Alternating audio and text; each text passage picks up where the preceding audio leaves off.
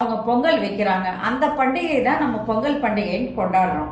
அந்த பொங்கல் பண்டிகை இந்த வருஷம் 14/1/2025 தைத்திங்கள் முதல் நாள் செவ்வாய்க்கிழமை அன்று கொண்டாடப்படுகிறது.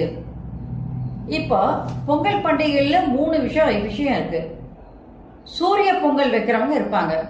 சூரியன் உதிச்சதுக்கு அப்புறம் அங்க பொங்கல் பானையை வச்சு அப்புறம் பொங்கல் படைக்கிறவங்க இருப்பாங்க.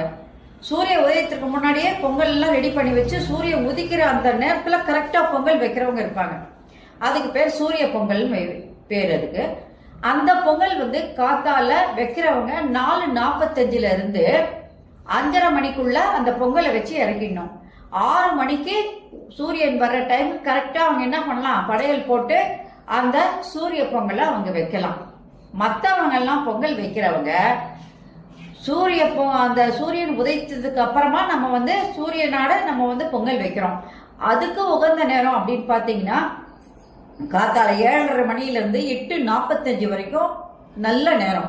நீங்க அதுக்குள்ள பூஜை பண்ணி படையல் போடலாம்.